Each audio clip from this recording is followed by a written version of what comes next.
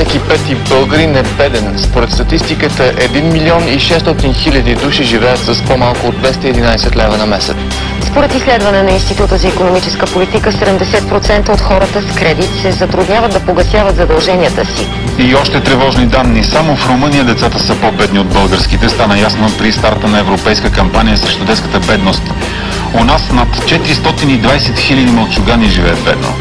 Българите сме на последно място в Европейския съюз по покупателна способност, а от всички европейски страни след нас са само още 7 държави.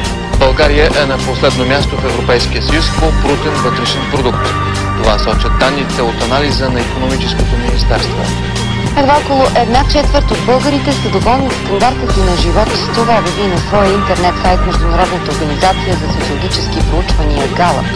Евростат отчете покачване на нивото на безработицата у нас и ни нареди на последно място в Европейския съюз. София е европейската столица с най-ниско качество на живот. Това показва проучване на американска консултантска компания. Всичко е много скъпо. Люксембург е най-богатата страна в Европейския съюз, а България най-бедната. Това показва изследване на Европейската статистическа служба Евростат. Най-ниското почасово заплащане в целия Европейски съюз е в България. Установената минимална надница за час работа у нас е под 1 евро, а най-скъпо платен е трудът в Люксембург. Данните са на Международното бюро по труда. Българите са най-ниско платени в Европейския съюз. Последните данни на Евростат потвърждават статистиката, че средната работна заплата у нас е най-ниската в Съюза. Това е домът на Елена Александрова и нейния съпруг. Живеят в крайна икономия. Децата им също едва свързват двата края. Едем най-лошия хляб в Европа и на това ще му се сложи край. Имахме 3 вида хляб, бял, доброжа и черен, но имахме истински хляб. Сега имаме 30 и не ядем този хляб, който заслужаваме ние и нашите деца. Тревожно е състоянието на българското здравеопазване. Около това мнение се обединиха повечето от експертите, които коментираха националната здравна стратегия до 2020 година. Ние сме на последното 33-то място в европейската класация на индекса на потребителите на здраве за миналата година. Недостатъчното финансиране е един от основните проблеми, които отчетоха експертите, като подчертаха, че в Европа се дава 2 пъти повече за обществено здраве.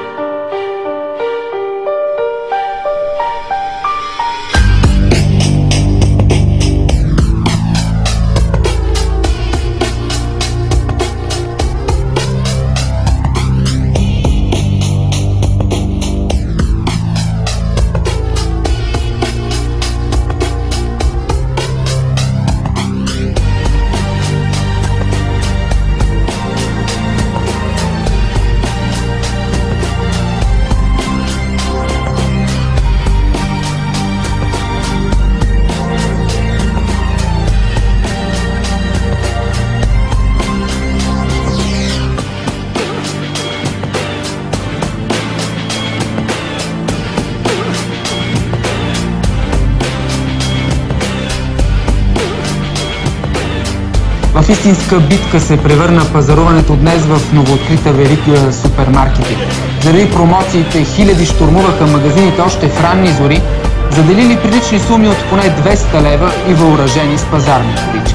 В борбата една жена пострада и беше приета в болница в Сливен. В София майка за малко да изгуби сина си. Заради наплива се наложи охраната да бъде подсилена с полиция. Нетърпеливи клиенти се бяха скупчили пред входа още при дори по-тъмно. С наближаването на официалното откриване напрежението започна да ескалира, а постигането на заветната цел да преминат през охраната се превърна в мисия невъзможна. Никой не искаше да изтърве промоцията на краставици за 33 стотинки и банани за 69 стотинки.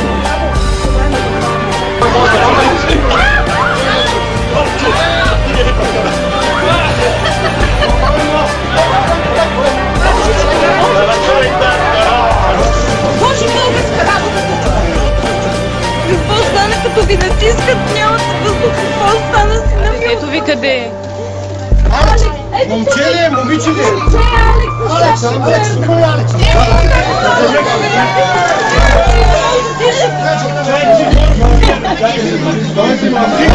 Това са картини, които на нас са ни познати от всички държави.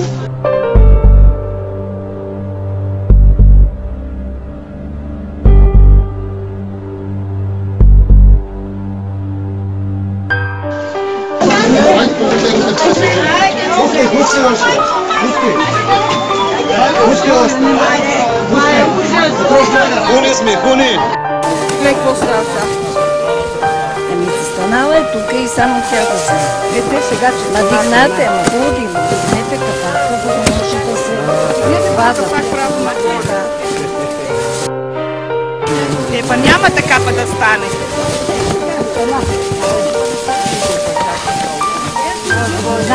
Тук е,